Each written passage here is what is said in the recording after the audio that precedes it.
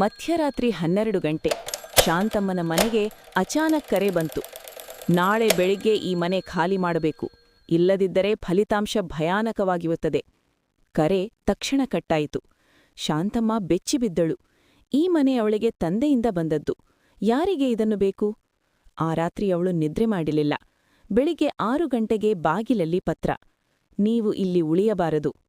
ಅವಳು ಪೊಲೀಸ್ ಠಾಣೆಗೆ ಹೋದಳು. ಪೊಲೀಸರು ಪರಿಶೀಲಿಸಿದರು. ಏನೂ ಸುಳಿವು ಸಿಗಲಿಲ್ಲ. ಯಾರಾದ್ರೂ ಭಯ ಹುಟ್ಟಿಸುತ್ತಿರಬಹುದು ಎಂದು ಹೇಳಿದರು. ಆ ದಿನ ರಾತ್ರಿ ಮತ್ತೆ ಕರೆ. ಇದು ಕೊನೆಯ ಎಚ್ಚರಿಕೆ.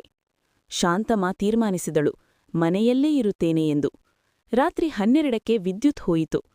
ಅಚಾನಕ್ ನೆಲದ ಒಳಗಿಂದ ಠಕ್ ಠಕ್ ಶಬ್ದ. ಭಯದಿಂದ ಕೈಕಾಲು ನಡುಗಿದರೂ ಅವಳು ನೆಲ ತೋಡಿದಳು. ಅಲ್ಲಿ ಸಿಕ್ಕದ್ದು ಹಳೆಯ ಪೆಟ್ಟಿಗೆ. ಪೆಟ್ಟಿಗೆಯೊಳಗೆ ಮನೆಯ ಹಳೆಯ ದಾಖಲೆಗಳು ಮತ್ತು ಒಂದು ದಿನಚರಿ.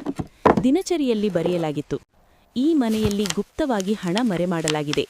ಯಾರಾದರೂ ಪತ್ತೆ ಹಚ್ಚಿದರೆ ಭಯ ಹುಟ್ಟಿಸಿ ಓಡಿಸಬೇಕು. ಅಷ್ಟರಲ್ಲಿ ಶಾಂತಮ್ಮನ ಫೋನ್ ಮತ್ತೆ ರಿಂಗಾಯಿತು. ಅವಳು ಕರೆ ಸ್ವೀಕರಿಸಲಿಲ್ಲ. ನಿಧಾನವಾಗಿ ನಗಿದಳು. ಭಯ ಹುಟ್ಟಿಸಿದ್ದು ಯಾರೋ ಅಲ್ಲ, ಈ ಮನೆಗೆ ಅಂಟಿಕೊಂಡಿದ್ದ ರಹಸ್ಯವೇ. ಸಪೋರ್ಟ್ ಮಾಡಿ, ಸಬ್ಸ್ಕ್ರೈಬ್, ಲೈಕ್ ಮಾಡಿ.